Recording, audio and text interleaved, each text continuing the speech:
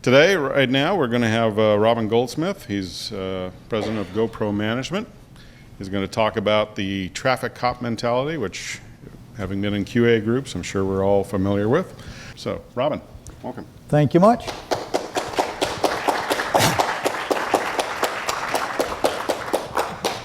So great. So welcome, everybody. Thank you for coming. So how many of you know what we're talking about when we say traffic cop? Okay. Sounds familiar. And how many of you have heard the term resistance in relation to what it is that you do? Okay. Generally not in a good way, I would guess. So would you agree that resistance to your desires or whatever you hope people will do impacts your effectiveness? Is that a reasonable conclusion? Okay, so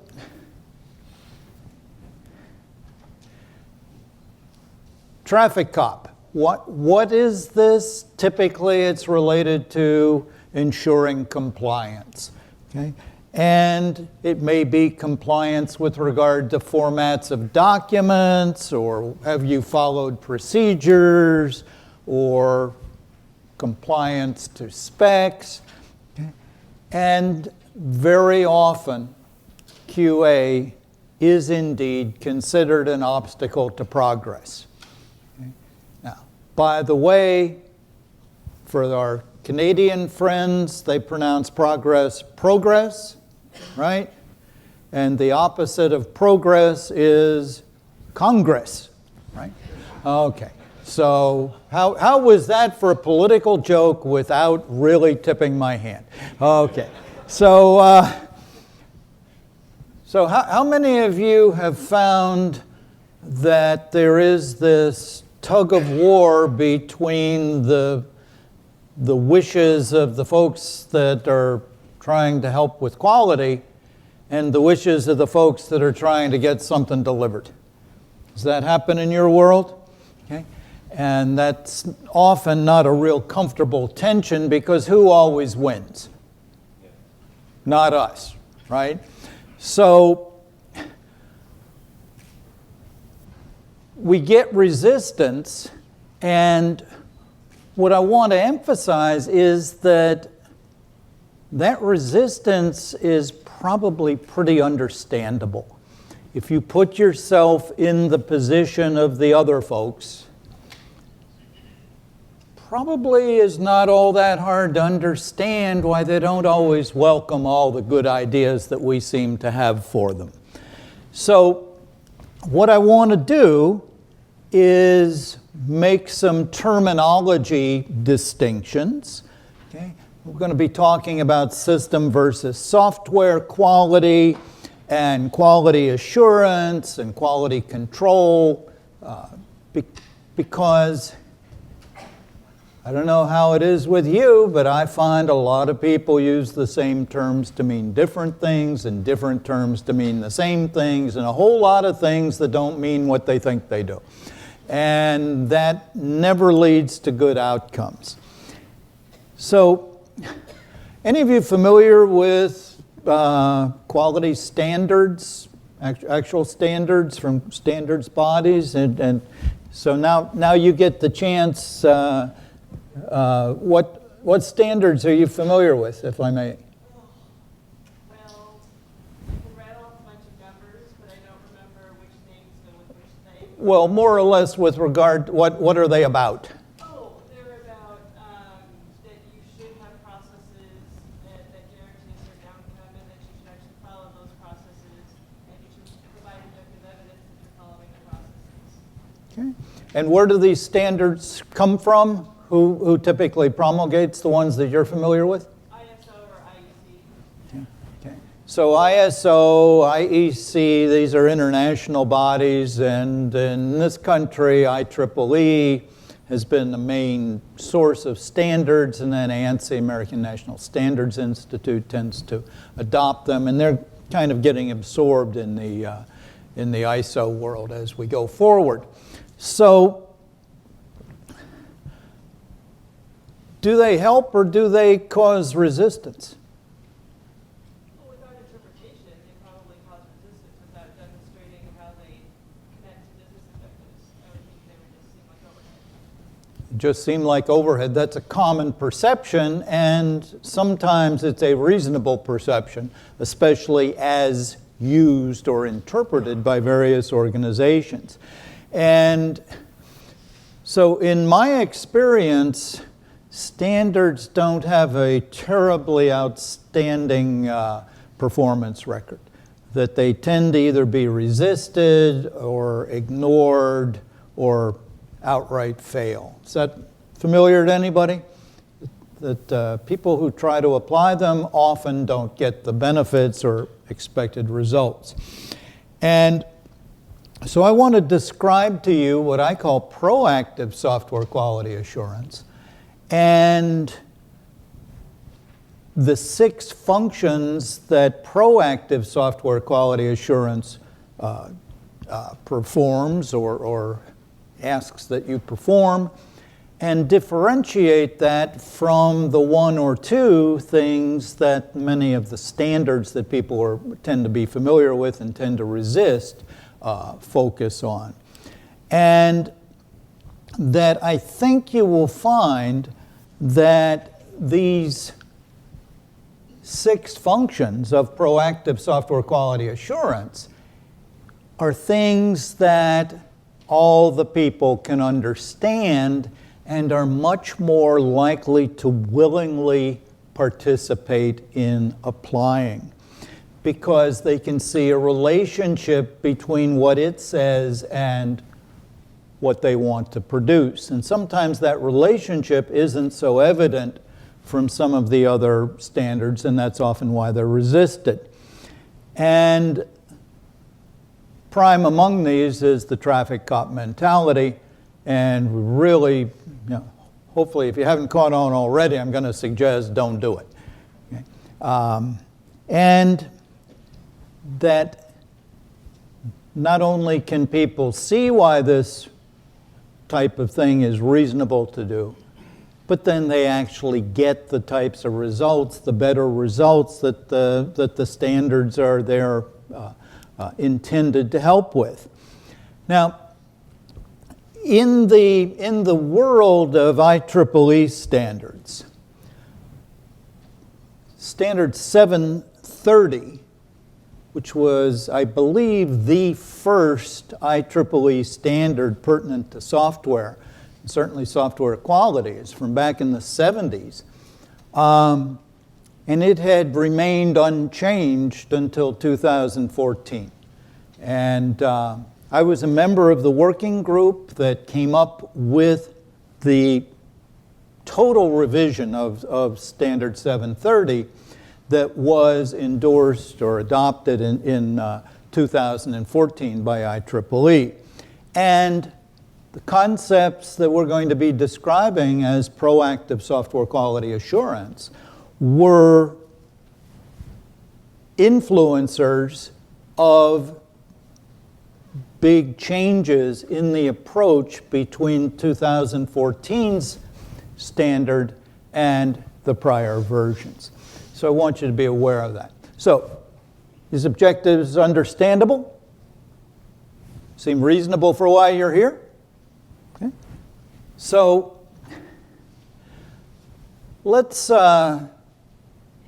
get you folks doing some work.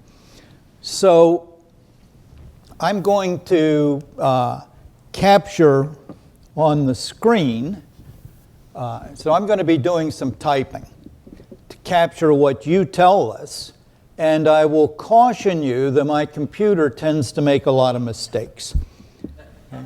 So some of you are familiar with that concept as well. And so, anybody care to offer definition of system quality? Speak up, because I can't really see you. Raise your hand. It meets the needs of the consumer, your customer. Meets the needs of your customer. Okay. Any Any additional thoughts? Doesn't catch on fire. Doesn't. Whoops. Doesn't catch on fire or have an extra apostrophe, right? Okay. Any others? Meets a design spec.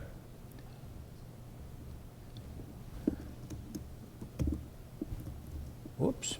Wheats. That's a nice word. Meets design spec. Any others? It's a complete deliverable product. Complete. Boy, I'll tell you, my computer's really messing up. Deliverable product. Anything else? Operates efficiently. Operates efficiently. Anything else? Scalable performance. Is that what you said? Scalable and?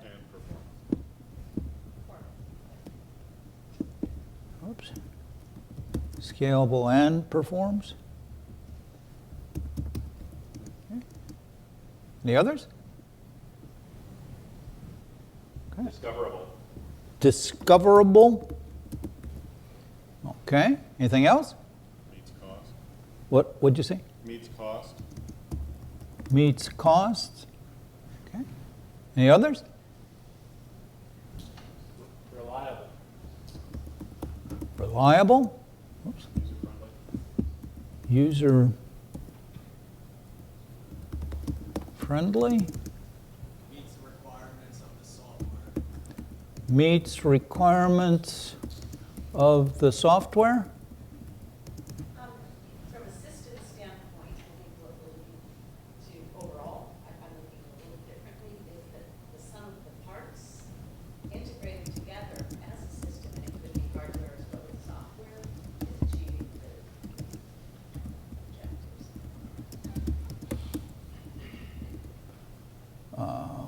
Would you say achieves objectives? System requirements that could be parts parts. Okay. Any others? Recommendable. Recommendable. Okay. Anything else? Okay. So, pretty good list there. So, how about, what do you mean by software quality? Doesn't crash. Doesn't crash.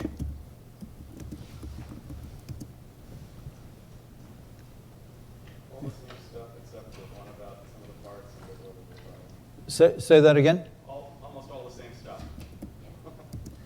All of above except what? The bit about some of the parts being integrated together.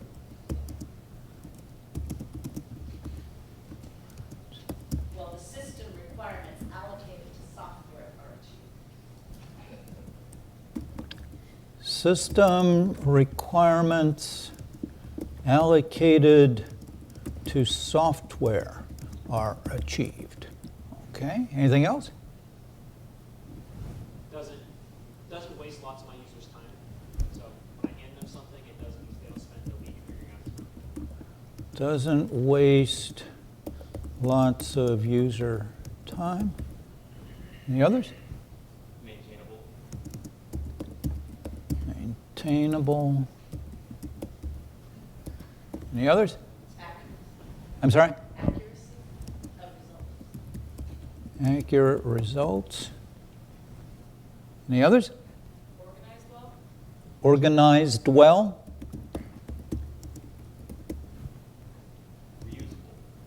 Reusable. Any others? Robin, I think I missed something for system quality, and I was thinking about the difference between your two categories. For system quality, I think interacting with the existing ecosystem is an important feature. So it has ecosystem friendliness. There's got to be a better word for that, though. Ecosystem friendly. Cultural integration. Cultural integration.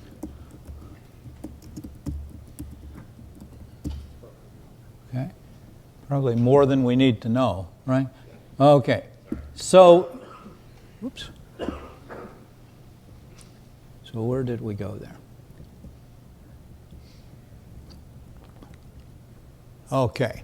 So, at some point,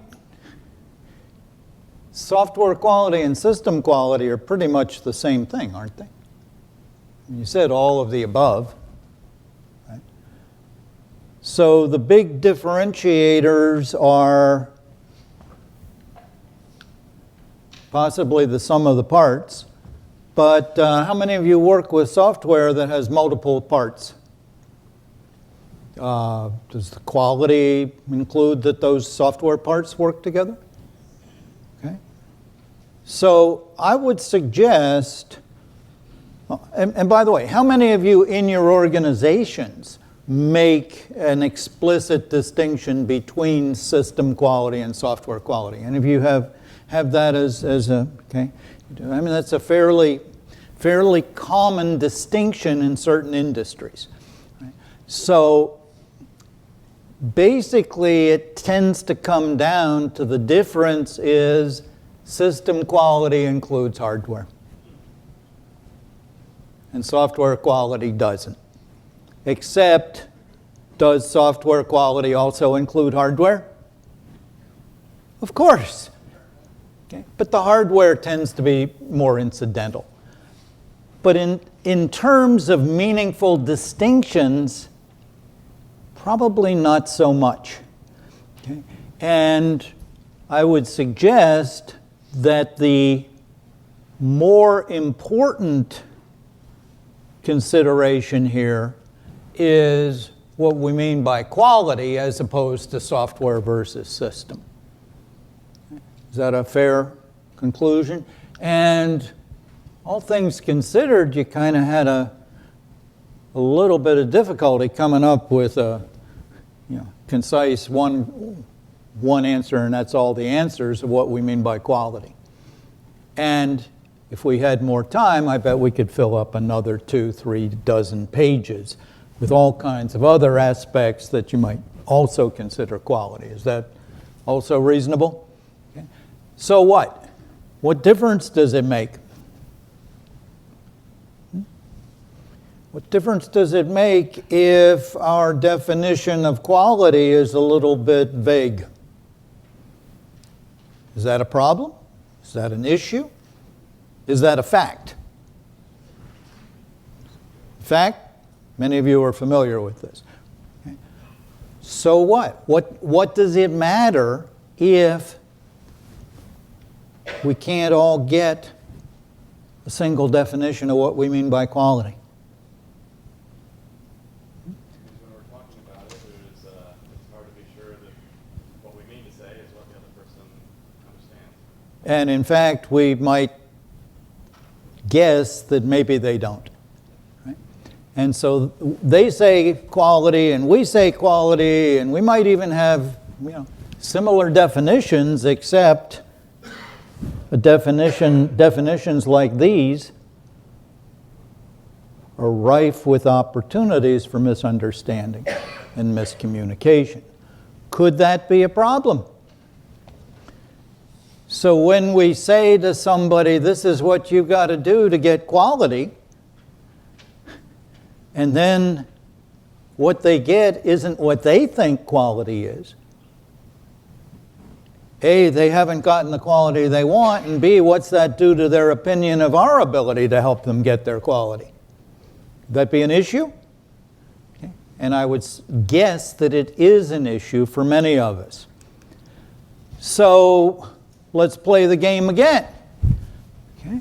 What is quality assurance? I'm not going to make the distinction between system and software quality assurance, although once again, in some of your organizations, that's where the distinction is made. But what do you mean by QA? What is quality assurance?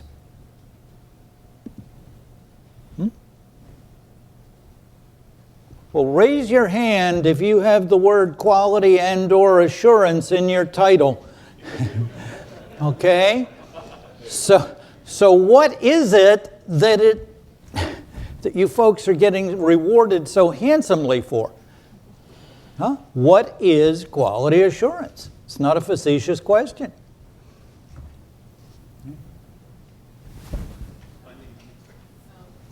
Say it again? Whoever said? Finding unexpected behavior is the way system behaves. Finding unexpected behaviors? Okay. Go ahead. A program where there's a thoughtful approach and well-defined process to ensure that the product meets its intended needs, customer. Well-defined process to assure what made what? Delivery of customer requirements and expectations, joy of use. So, Marion, can you? I missed the last half, and now that last half appears to have changed. Help me again with the last half, because I. To assure delivery of a product that meets customer expectations and meets customer Expectations. Any others? I think you can go to the previous screen and add assure to all the definitions. Okay. Assure that it meets the expectations. Assure Okay. that the integration works well. Okay. Now, one of the rules of definition, even though we break it constantly, is that you don't use a word to define itself, which is what happens. You were going to say? I would agree with other previous speakers who said that the goal is to provide information about whether requirements and acceptance criteria have been met.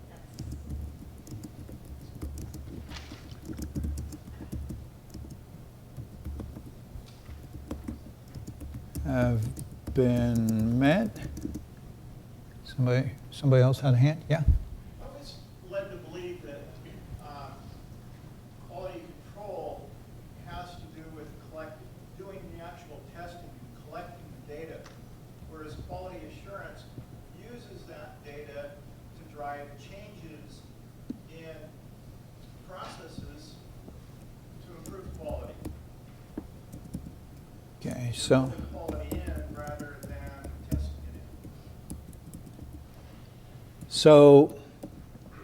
So quality control, let me see if I captured what you said. Testing, is that what you said? And, whoa, geez. You know, if it can't figure out that my fingers are off by one key. So testing, and then you said capturing data, is that what you said? Yes. And capturing data about it, about the testing. Okay. And then you said that the QA was using that data? Is that Using that data to improve processes. using that data to improve processes? I actually did learn to type once upon a time. Others?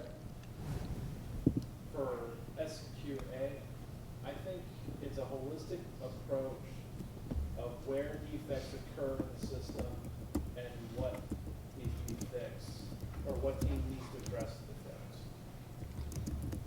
defects. Where defects occur in the system, and what was the last half? Who's responsible for fixing them? Because as a system whole, you'd identify is the problem that marketing gave you bad requirements, the problem hardware is not delivering quality parts, the problem with software. At a system level, you have to be able to identify why is this product doing so terribly? Okay? Okay. So that would, why is product doing so terrible? And who is responsible for fixing it? Okay, good. Any others? I Matt? prefer a different approach. I would say SQA is about answering the question, does the system do what we need it to do?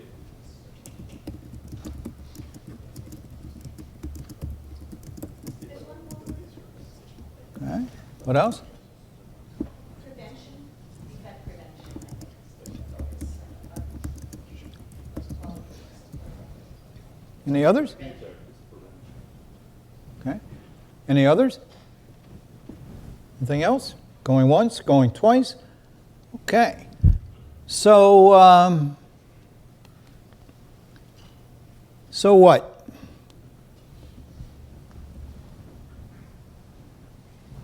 So what? What's the matter if we know what we mean by QA, and once again, we've got kind of a rambling and extendable definition. And QC seemed to be more concise, although we weren't really focusing on that. But does it matter? Once again, what we mean when we use these terms? And why does it matter? Why does it matter, Tim? Pardon? It's a scope. It's our scope. When are we done? When are we done? Oh, okay. Well, you're done when the boss tells you you're done, right? That's easy enough. Oh. It also matters because eventually you're likely to interface with somebody with a traditional engineering background, and these terms have well-defined meanings to them that diverge radically from what we use in terms of QA. Ah. Funny you should mention it, huh? I'm not sure whether it's still true, but at least at one time, the term engineer was not allowed to be used in conjunction with the term quality in some states. Are you aware of that?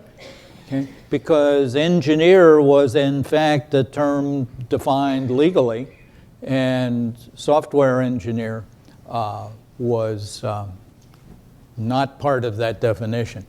Okay. Now, why would you want to call yourself a software engineer or a quality engineer or something like that? Why would you want to call yourself that? Confer status. Confer status, hopefully some money, right? Okay. Pardon? Sense of expertise. Sense of expertise. Okay. Encourages the developers to listen to us. And does that work? Do developers listen to QA people who call themselves quality engineers any more than they listen to QA people who call themselves whatever? Okay. So what you call yourself, maybe it does, maybe it doesn't matter. There are some consequences of what we call ourselves and what we call what we do. And would you be surprised if you found out that some of those consequences might not be things that you're conscious of? Okay, and generally the ones you're not conscious of are probably the ones that you wish you were conscious of. So when people make the distinction between system and software quality, okay, at which life cycle phase, Marion, because you said you do make these distinctions where you work, right?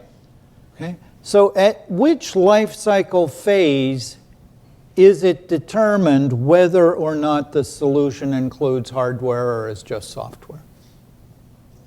Well, in my experience, the requirements level, there can be some allocation that's known at that time. But often when decomposed at the design level to specific. Yeah. So if somebody is declaring this is a requirement, that's because what they're calling a requirement is actually a form of design. Solution, Yes. Okay. So if the system versus software distinction is something that your organization thinks is important. And it cannot logically be made until you're knee-deep into the project. Is that when people decide whether it's system or software, or do they decide it at the get-go?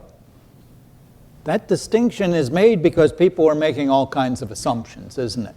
And what happens with assumptions, folks? Right? Okay? So, do people ever change their minds? Find different ways to interpret? And so what happens? Okay. If they change their minds and they've felt that this hardware-software distinction is a requirement, they're going to end up with requirements changing or being wrong. Okay? And downstream, it could change again and again and again, and what's happening? It's just making the places and the impacts of those errors greater. Does that make sense? So what's the value of especially early efforts to differentiate system versus software? Does it really help? No, it gets in the way. So I would encourage you not to do it, even though I know you've got a whole bunch of people in your organization that think that it's real important. Okay? But it can get in your way, and it's not helping. So, any of you familiar with the book Quality is Free by Phil Crosby? Any of you know about that? Okay. So Phil Crosby was one of the three big total quality management gurus, along with Deming and Duran. We played a Deming game this morning, and I don't know if anybody mentions Duran later in the conference. I doubt it, but certainly possible. So do any of you actually know what Phil Crosby meant when he said quality is free? Okay. Yes, miss. So he was actually talking about not incurring the cost of delay because you had prevented quality problems. Yeah. So did Phil Crosby really mean quality was free? No, absolutely not. He meant quality is what you got to end up with, and the costs beyond that are the costs of poor quality, right? And that, as Johanna said, there are really several aspects of that. Okay. Assessment or appraisal. Anybody here involved in the assessment of quality business? Come on. It's not a hard question. It's probably why you're here, right? Okay. What about prevention? Somebody mentioned that as QA, possibly not the same as testing. Okay. And then the cost of failure. And failure costs can be internal, like fixing the code, and they could be external. So we were talking about Samsung last night. Where's Samsung's major impact of that small battery problem that they had? Internally or externally? Oh. Internal is negligible compared to the cost of warranties and taking the stuff back, and the impact on their reputation, the impact on their stock. Okay, I mean, it's possible that little battery problem could drive a big company like Samsung certainly into much poorer shape. So I don't know if Samsung measures cost of quality. They might start. Think it would be a good idea? Oh, by the way, is Samsung the only one that might benefit from this type of a perspective? So how many of you in your organizations measure the cost of quality, the cost of doing things wrong? Okay. Any of you measure? Okay, one or two. Okay. So does it help? Does it give you a different focus from just, I'm here to test, test, test? Yeah, absolutely. Okay? Because this is what people actually are interested in, not defects. They're interested in getting stuff right. Okay? So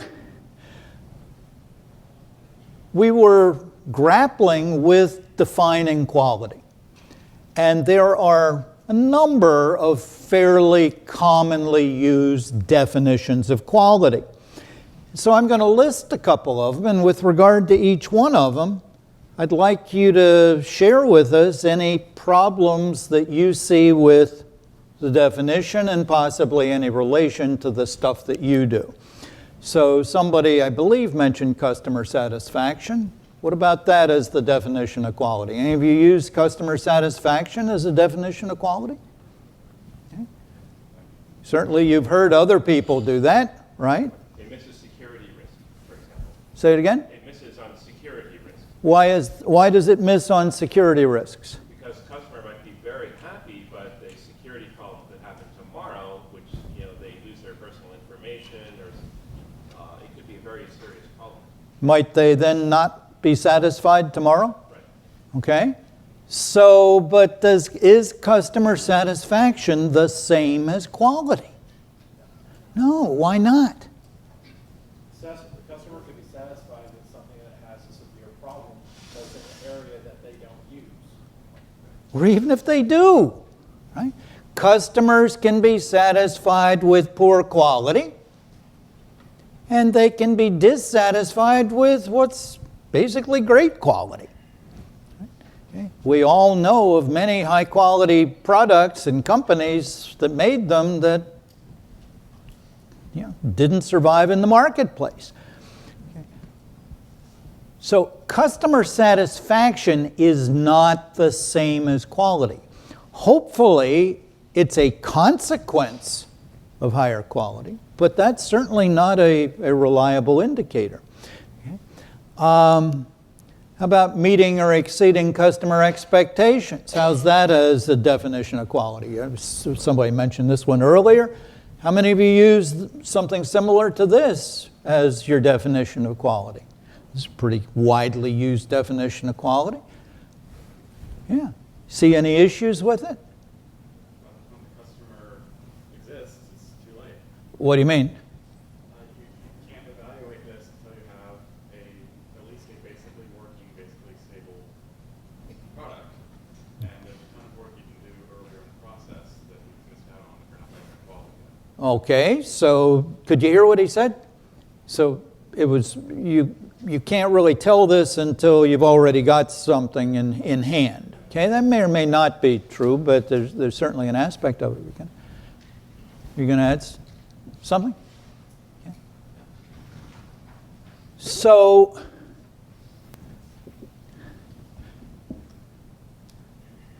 if the customer expects crummy stuff and you give them crummy stuff, you have met their expectations. Okay? That is not quality. Once again, what does the customer expect? If the customer's expectations are not reasonable, you're never going to be able to meet them. And some people know those people. Many of us are related to them, right? Anybody remember what Henry Ford said about if he asked his customers what they wanted, what would they say? Faster horse. A faster horse. Somewhere or another, the Model T didn't come into that equation. So just because a customer doesn't expect something or expects something that doesn't occur is not the same as quality. Okay? Some people refer to optimization, okay, or value. Okay? Some of you may use quality as value to somebody. I believe you quoted Jerry Weinberg on that the other day. Now, would you like Johanna to step back and examine why there might be issues with quality equals value? One of the problems with value is it's so different for so many of the companies. Yeah. And do people value things besides quality? Oh, absolutely. Absolutely. Okay. So value is related to quality, but your opinion of value and my opinion of value could differ considerably, and in fact, your opinion is just outrageous. Right? Well, let's put this in the simplest context. How many of you are familiar with somebody who is married to somebody that you can't stand? Right? Now, hopefully, you're not looking in the mirror at that time. So, what's the value of this ne'er-do-well brother-in-law? There's no value there, right? Okay, it's not. Somebody thinks it's appropriate. Maybe everybody knows he's a bum, but we love him anyhow. Who knows? Okay. Crosby's definition, conformance to requirements, is a pretty widely used definition of quality. I'm sure many of you are familiar with this and use this. Any issues with conformance to requirements? I mean, the requirements could be way more expansive than quality or way smaller than what constitutes quality. Okay. Any addition? They may just be bad requirements. So conformance to bad requirements is not quality. Do any of you know of any situations where requirements are not good? Okay. No use cases. Say that again? No good use cases. And now, is that a conclusion or a request or what? Put a little context there. Requirements are bad when there are no use cases for those requirements. Requirements are bad when there are no use cases for those requirements. Okay? Okay, that may or may not be in line with various people's perceptions and uses. Okay, use cases are a useful and valuable format. Okay, okay. But basically, conformance to requirements is only relevant to the extent that the requirements are right. Okay? And in our business, that's generally not our problem, that they are right. Okay? How about some kind of a statistical definition? Okay, and this gets more into the Deming world. Okay? What about defect rates or things like that? Okay, we in the testing community put a lot of emphasis upon defects, don't we? Isn't that pretty much our stock in trade? Okay. So somehow that means that what? Defects, or rather lack of defects, is quality? Is that true? No? Why not?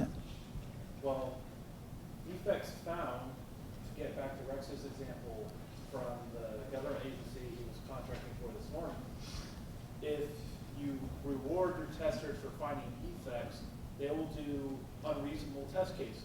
They will do something that a customer could either never do or would never do in using a product. And they could find a bug because the developer reasonably said, this should never happen, so why do I need to account for this corner case?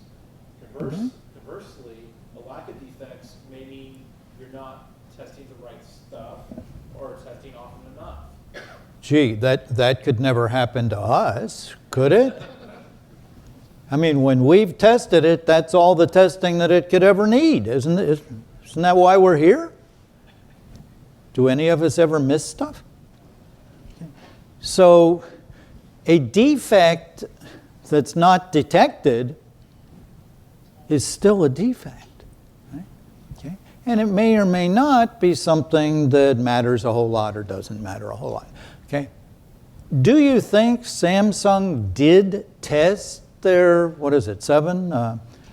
You think they did test it? I would guess that they did, but somehow or another they didn't catch that one little defect.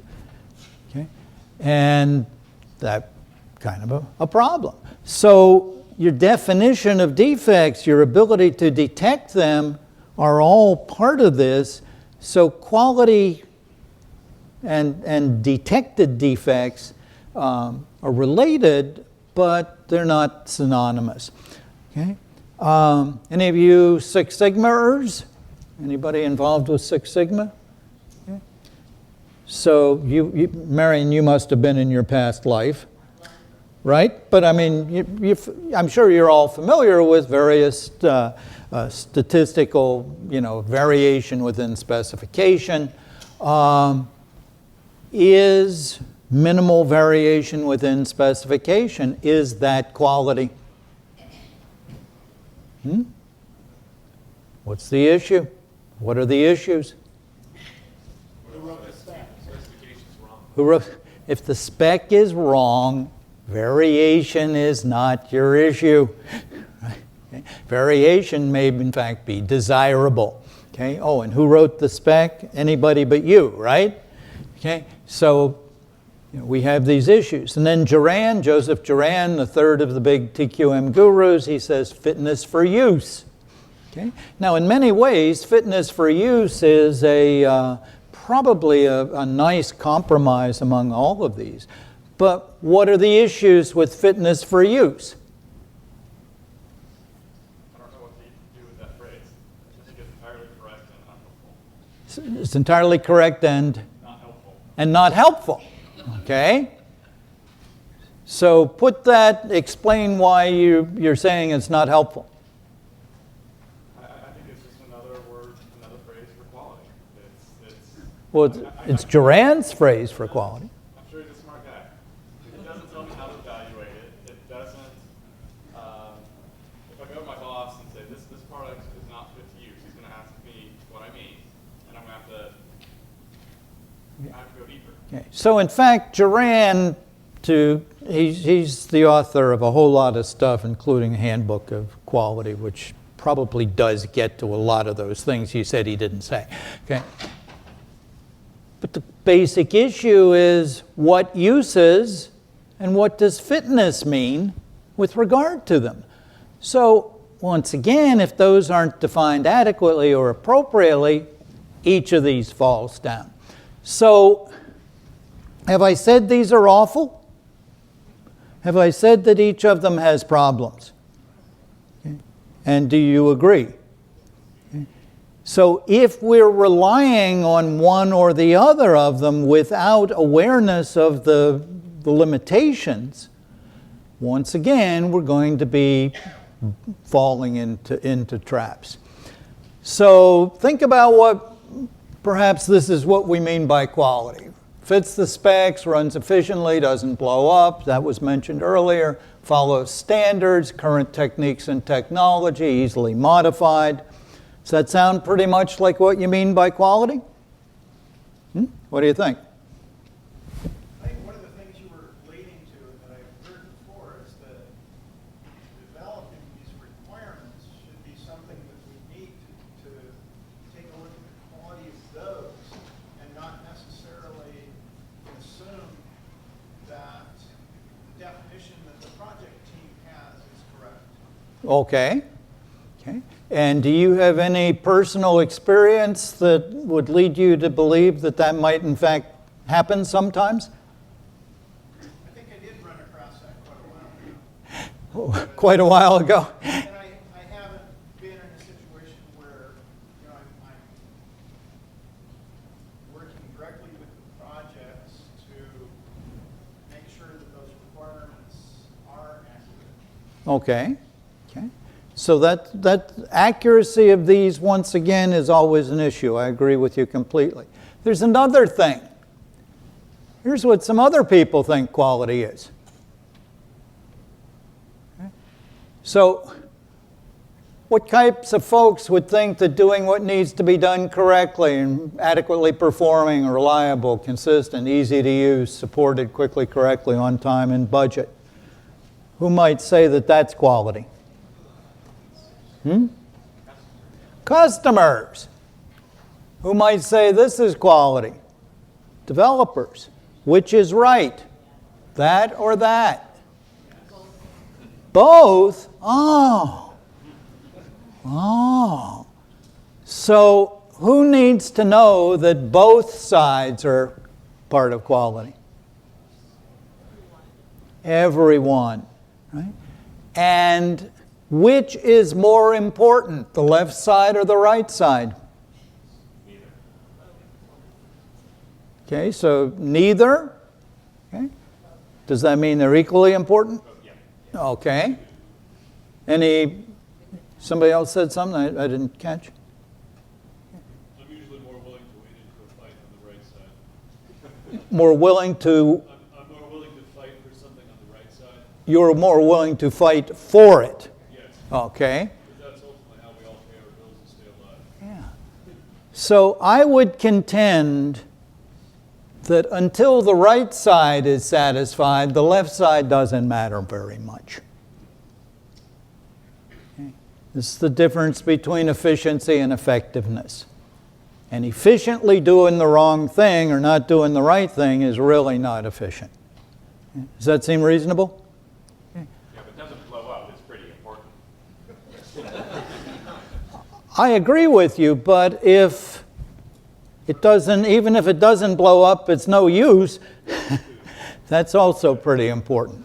Okay, you know, and maybe it's fireworks. I don't know. Okay, so fireworks that don't blow up, we probably have a different standard. Okay, don't carry them on the airplane either. Before we get back into the materials, is this stuff making sense? Is it relevant to why you're here? Anybody have any questions? Anything that's not clear? Anything anybody wants to raise? Yeah, you mentioned 6 points that would help everybody stay on the same team in terms of vision, work together, and not conflict that you mentioned. Yeah. Are we- That's a coming. Yes, no. That's a coming. That's tomorrow's 14th slide. Right? No, we'll get to that. Okay. So, anything else? Anything that's not clear? Anything anybody wants to raise? Okay. So, we've got all of these different definitions, and what happens is that, excuse me, users think this is quality, and they think the development folks don't care about quality, and the developers think that's quality, and the users don't care about quality. And we've got all of these finger pointings. Okay. Could that ever happen in any of your worlds? Is that a familiar experience? Okay. Excuse me. So, until we get a common definition that everybody can work with and live with, we're going to continue to have these misunderstandings. Now, there's another aspect to quality called quality dimensions. And this is a concept that I certainly did not invent. It's been around since at least the 1920s, if not before.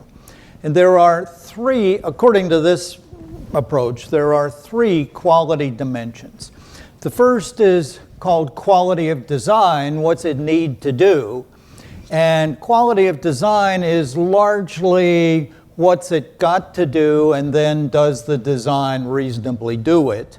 Okay. And are costs and benefits and schedules accurate, and have trade-offs been made in some kind of an appropriate and informed manner? Second quality dimension is quality of conformance, how it's produced. Okay, this is what most of us do. Do the products conform to their design? Have they applied suitable standards and conventions and skill and care? Okay. Do the workers use appropriate methods? Does management use appropriate practices? And is it delivered on time and in budget? I would guess that for most of us, on time and in budget is not our major concern, but it's a concern of somebody else. And if a product is not delivered on time, where's the quality? You can't use it. If it costs appreciably more than you intended to pay, maybe you might have made a different decision about what that product is that you wanted to spend that money on. Johanna? I have a question about this on time and in budget business, because I have seen so many projects where it did not matter really how much it cost, as long as they met the date. And you said something just like that. And often it's, if we came to this budget, let's see what we can release by this time. So are you talking about the I'm talking about that if something is not available when it's needed, there's no quality. Okay? If it costs appreciably more than you wanted to pay for it, then maybe you might have decided differently on what it was that you wanted. Okay. So this isn't getting to issues of time boxing or any such thing. Okay. Now those may become responses, okay, but they're responding to the fact that on time and in budget are elements of quality that somebody pays attention to, but typically QA folks, that's not our focus. That's the project manager or financial people, and so forth. Would you agree? I guess I would just separate them. Okay. Okay, I'm from the project management Yeah. perspective, so I would separate one to 2 months. Right, but they are part of quality as well. Would you agree? Okay. So the third dimension is quality of performance, how it's delivered. Okay. And, is it available? Does it work as intended? Can it handle loads? Is it accurate and reliable? And is it supported and maintained responsively? So we in the QA and community tend to focus on quality of conformance. We've heard a lot of mention that if the design ain't right, conforming to it is not really quality. Okay? So quality of design, which includes both requirements and design, is something that needs greater attention. And I would suggest that most of the projects that I've ever seen are pretty much oblivious to quality of performance until you get into production. Okay? That quality of performance also represents requirements that tend not to be identified, especially when there's time to deal with them more appropriately. Does that make sense? So if any of these is overlooked or not dealt with appropriately, it's going to turn into difficulties. And if people are not conscious of all three, which is often the case, we're more likely to have those difficulties. And then we have the quality factors. Some people refer to these as non-functional requirements. I will encourage you not to use that term because it's misleading. Because, first of all, the most important quality requirement is the functionality. Quality isn't just a bunch of abilities. The functionality is the most important thing, and none of these things matter if you don't have appropriate functionality. They are all relevant only with regard to providing needed functionality. Okay? And sometimes it's helpful to think of these as exterior, things that tend to be more visible to the users, interior, things that tend to be more of interest to the development or engineering people, and then future things like maintainability and so forth that also relate to futures. So when we put these concepts together, I would suggest that we really need to be looking at two different aspects: how much and how well, and that those two have to go together. The quality isn't just one or the other. Okay? And that we can use engineering standards, and we'll talk a little bit more about them later if we have a chance. Okay? But engineering standards describe how to do something well.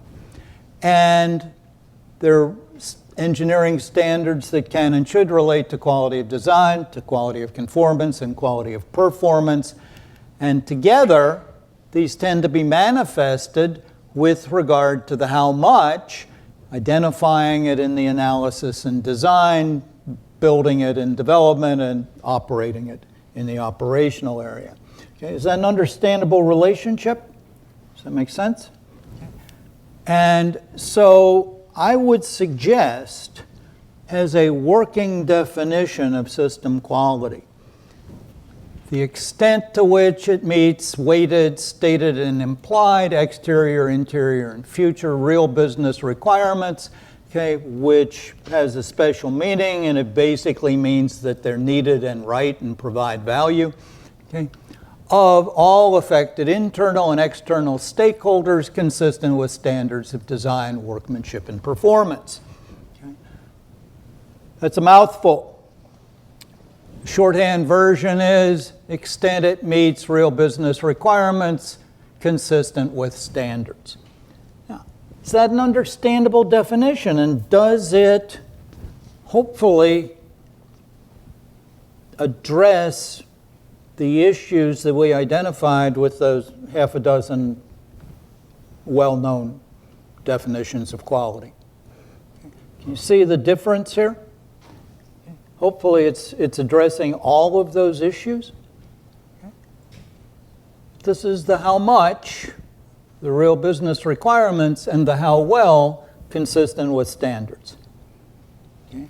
And the more of the how much, the relevant requirements that are met, the higher your quality. The more demanding the standards are with respect to meeting those requirements, the how well, the higher the quality. So those two interact. And so using this definition, quality itself is absolute. It's an engineering concept. It's something that can be defined objectively. Okay? What varies is the amount of quality that you get. And that's going to be governed by your resources, your priorities, and other constraints. Okay? So quality is quality. It's how much of it you can get that varies. And value is the perceived benefit of the quality that you receive relative to the costs of producing it and receiving it. Okay. Are these definitions understandable? Okay. Do they seem reasonable? Is the use of the word real in caps an acronym or just Okay, so good question. Some of you know that I have a book called Discovering Real Business Requirements for Software Project Success. You haven't read it? Oh my goodness, you're probably the only person on the planet who has not read it. Okay, right? Okay, so you're probably in good number. The word real is not an acronym. The capitalization is not an acronym. Okay? But it does have a distinct meaning. Okay? And the real requirements are the ones you end up with, not necessarily the ones you start with. They're the ones you end up with after we go through all the rigmarole and permutations and discomfort that we typically end up doing. Now, the reason that I put real in all caps is because I found that any other form of highlighting tends to get lost in one technology or another.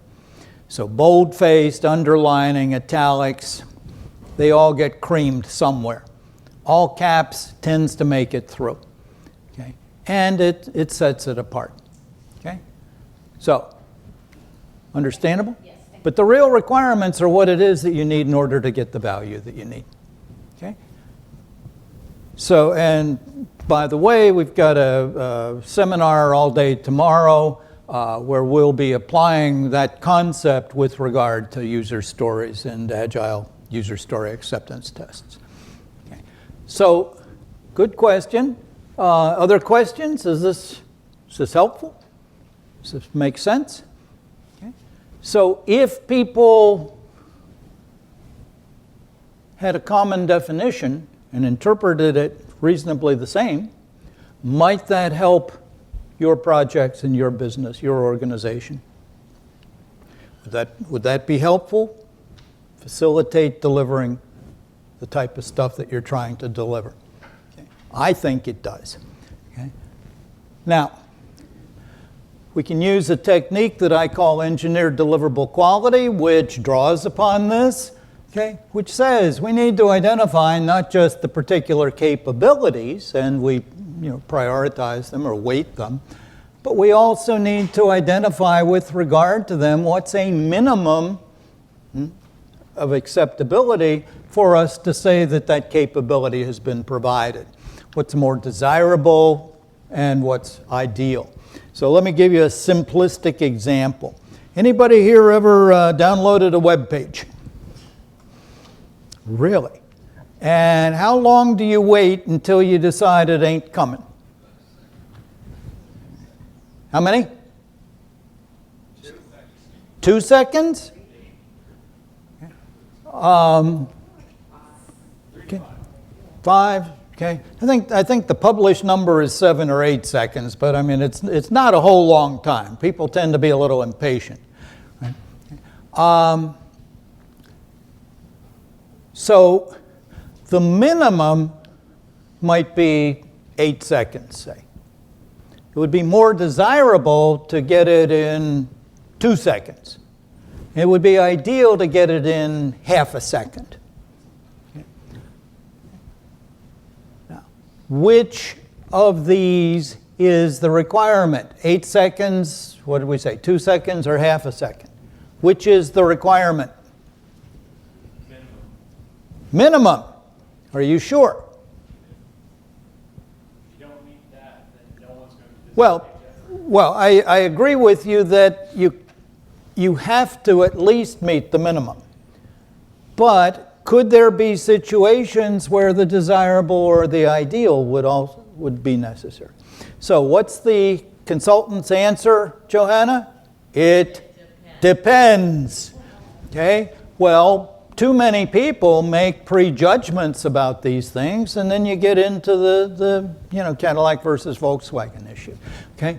So this is a technique that you can use for helping make these things clearer, because these distinctions are often not identified or articulated.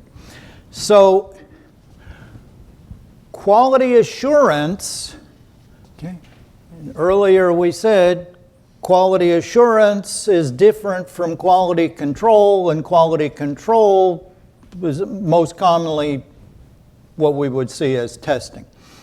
So quality control or testing examines products. Okay. Typically, what are we doing? As testers, we're examining products for conformance to specifications, and sometimes we call them requirements, and they often are not. Specification is design, requirements are what designs are intended to satisfy. Okay? Code execution testing is the most common example of QC in our world. Quality assurance is assuring, and there I've used the term, okay, confirming or demonstrating that the processes producing the end products produce quality products. So quality control looks at products, quality assurance looks at the processes producing those products, and some people mention things like that. Okay. Now, here's where we start getting into trouble again, because even people who use a definition for QA like this often misunderstand it. So there are a lot of folks. How many of you come from organizations that actually do make a distinction between QA and testing? Okay. Any of you? Okay. I mean, some organizations do have separate functions, separate groups, whatever. And it's very common that in those situations, the QA people are doing things like examining intermediate products, such as requirements and designs. So any of you come from organizations where QA people review requirements and/or designs and testers execute code? That's a fairly common distinction. Okay? And then there's the traditional traffic cop compliance of documents to various formats and standards. Okay? Do you see that all of these things that many people are convinced are what makes QA different from QC or from testing are in fact forms of quality control. They are examining products, just intermediate products as opposed to end products. Okay? And so when you're examining intermediate products, I certainly recognize that there's great value for that. But you're still not examining the processes. Okay? The QA is not getting done. Does that make sense? Okay.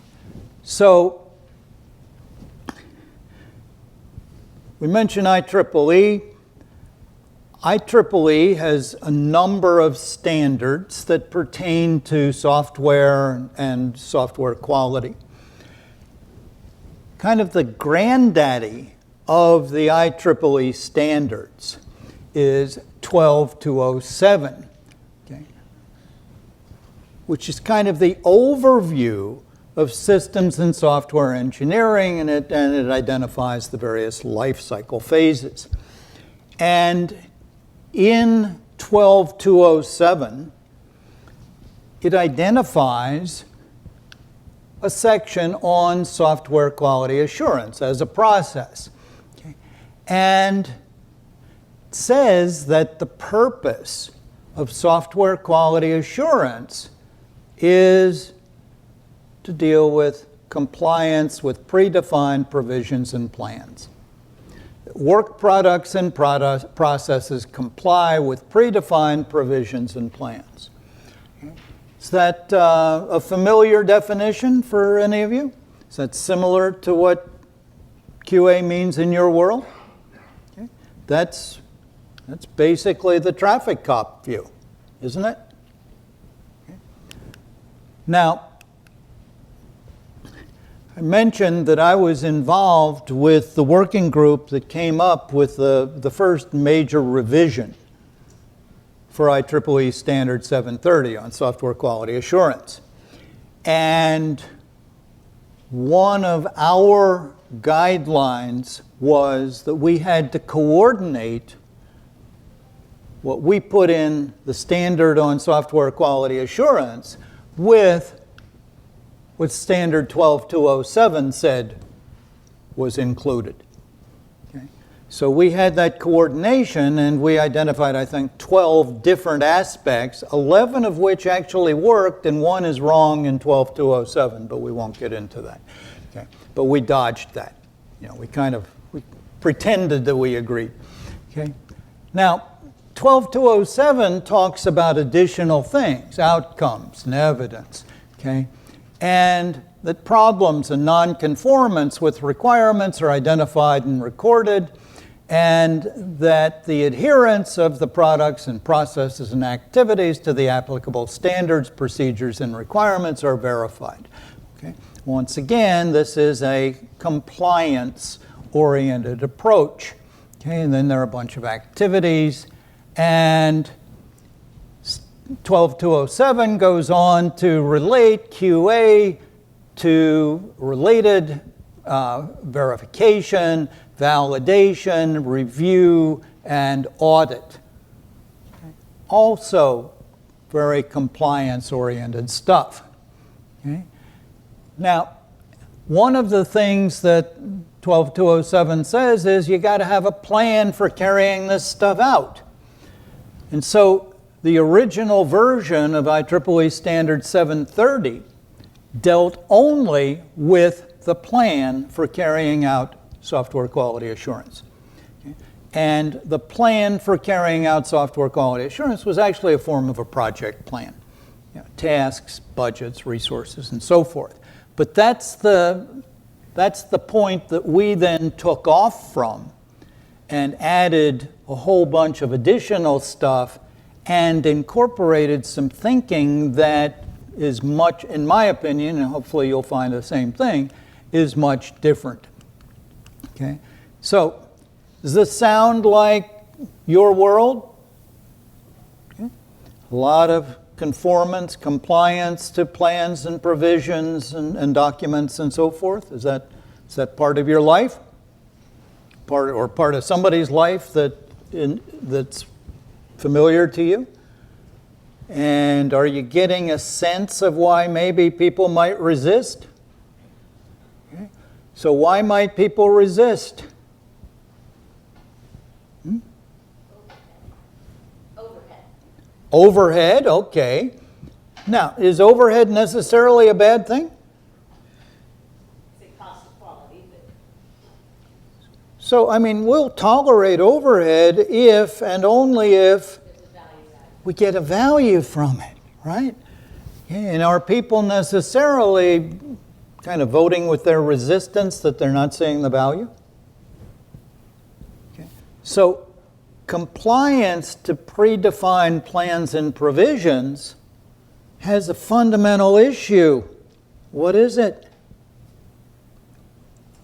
Are they right? Okay. That the traditional view of QA as manifested in the IEEE standards never got to the issue of whether anything was worth complying to. Okay. So we incorporated that thinking into the revised 730. So when we look at this in a little bit different way, okay, we've got issues in terms of impact. So the biggest impact is how well quality is defined. Okay, a major component of that is requirements. How well are the requirements defined? The next biggest impact is how well the developers implement it. And the least impact is testing to detect defects. In terms of effort, it's just the opposite. Where's the greatest effort expended? On the thing that has the least impact, what we do. And it's still not enough because we didn't have suitable effort and effectiveness on the how to define quality and how to implement it. Okay. Does that make sense? So when we get proactive, we need to address the process. We need to make sure that the processes define appropriate methods, appropriate techniques, and ways to assure that they are used and used well, which includes having an environment that promotes quality. And that our projects, in fact, apply the various methods and techniques appropriately and well. And the proof of the pudding is that the product, in fact, is appropriate and works properly. Can you see the distinction there? Testing has historically just looked at the product. QA has just looked at products too. Okay. The value overwhelmingly is greatest with regard to the processes producing the products and the projects that carry them out. So when we get proactive, we're looking at process, project, as well as product. Make sense? Okay. So we say proactive software quality assurance establishes an environment that promotes quality. Covers conception through retirement, defines what, when, and how to do stuff, addresses all of the aspects, okay? Requirements, design, workmanship, and management practices. When's the last time management practices got scrutinized? Okay. And indeed, improvement is part of it in preventing errors, but at the heart of it is appropriate quality controls. Okay. Some of you are familiar with the Plan, Do, Check, Act cycle, okay? And that as we move to a more of a quality emphasis, we're going from improving the product and daily work to improving the processes. So when done appropriately, QA is really more of a management view, and we do indeed need data to fix the problems and the sources of the problems. And that's often not what's happened. So the 6 functions of QA: what to do, how to do it well, okay, making sure it gets done right, keeping track of it, learning from it, and encouraging it. Okay. And I would contend that historically, quality control has been the main focus. Okay. So these 6 things make sense? Can you see a difference between just checking compliance? Okay. Making the things that we comply with more appropriately. Now, one of the places that QA groups have historically run into problems is that they try to do it all by themselves. First of all, you don't have the time and resources, and secondly, you often don't have the relevant skills and knowledge. Assuring that your processes do stuff is much different from doing it yourself. Quality assurance should be assuring that your processes do these things, that appropriate people with appropriate skills, appropriate knowledge, appropriate guidance and supervision and so forth are doing these things. Does that make sense? Okay. Okay. Oh, and you really need to take as your guideline that what you're doing is actually helping. Okay. Not just that it seems like a good idea to you. So, quality assurance plans, which is the sole topic of the original 730, okay, as I said, are a form of a project plan, okay, because they're the project plan for the QA project, which is a sub-project within the overall development project. Okay.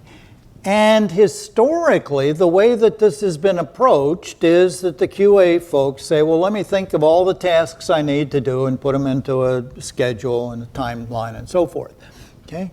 And that's not wrong, but somehow it doesn't always work out right. And we get aided by templates. Okay?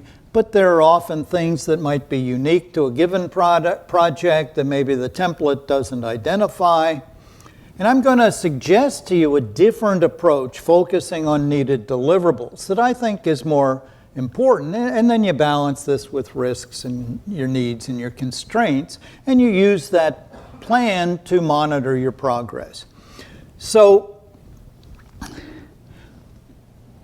let's say that we get the folks who are involved, who are knowledgeable, get their heads together and say, what is it that we really need to do in order to deliver good stuff? Okay. And what do we need to do to deliver good stuff? Well,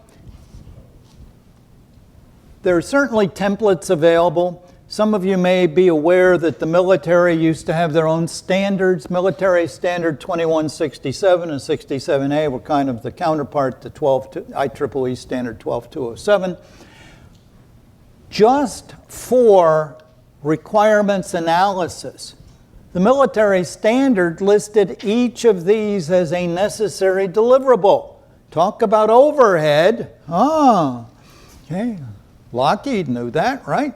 Okay. So they were busy at generating paper, and somehow or another an airplane could fly, right? Okay, in spite of it, or possibly because of it. Okay. But that's probably overkill. But let's say that we put our heads together and we get some agreement that this stuff needs to be identified. Now, is there anything there that says that it has to be written in a particular way or any length or anything? We're just saying these are the types of information that we need to have. Okay? And your project may differ. This is just an example. So if your organization agrees we need all this stuff in order to do the job right, then how about we have some way to confirm that all the stuff that's necessary has been done? You could have a check mark. It's a little bit more informative to have a date complete. Okay. Well, there's also some additional information, okay, that we might want to have, like what are the rules for doing each of these? Who's responsible for each of these? What's the budget and actual hours, what's the due date, and date done. So we could incorporate with relatively small additional effort some of this additional information that's going to help in carrying these things out and keeping track of them. Yeah. Yeah, and we will finish momentarily. Okay, so there's one piece missing, and that's the question of whether the things are done well. So we need to add into each of these deliverables some kind of a quality assurance review, or whatever term you want to have, that evaluates each of these things that we've decided need to be done to give us confidence that they in fact are done appropriately and done well and are suitable bases for reliance down the line. Okay? And those quality assurance activities in turn have somebody responsible. They have budgets and schedules and actuals. Okay? And so if somebody produces a requirements document or definition, and it doesn't matter what formats you use, does it make sense that we ought to have some way to ascertain whether these are worth relying upon? And if we do, okay, then we don't move forward until they're suitable. Okay? If they're not right, go back and fix them and re-review them or not. So I'm going to skip past this. I added in a couple of additional slides that are not in your book, and there's a reason that they're not in your book, because indeed we don't have time to look at them. If you want a copy of those additional slides, I will be delighted to email them to you. So drop me an email. My contact information is on the other stuff. So, have we distinguished system from software quality, quality assurance from quality control? Okay. And have we seen why conventional approaches tend to be resisted? Because they tend to be busy work and overwork and overhead, and they tend not to get to the question of whether they're actually helpful. Okay? Okay. We've identified the 6 functions of proactive software quality assurance, which mean make sure that the stuff that you're doing is stuff that in fact helps produce good stuff. Make sure it's done and done well. Okay? And that when we do that, everybody can see why it's happening and can buy into the value of it, because they can see the relationship of doing necessary stuff and doing it well to getting the results that they want. Okay? And that takes us away from traffic cop compliance with formats. Okay? So, have we done what we set out to do? Is this understandable? Okay. Is this relevant to why you're here? Is any of this stuff that you might find helpful in your own world? Okay. So, we have a minute or two for questions, additional questions, and I'll be glad to stick around later. Anybody has any additional ones? I thank you for your attention. Any other questions? Anybody? Okay. Don't hesitate. Here's your chance to get on the mic. Okay. So, thank you much. I hope I'll see some of you tomorrow. I'll be at one of the lunch tables. I'll be glad to talk further with any of you. Wish you good luck with it. Don't hesitate to contact me. Okay. You know, I'm in the business of doing this stuff. Okay. And thank you much. Enjoy the rest of the conference.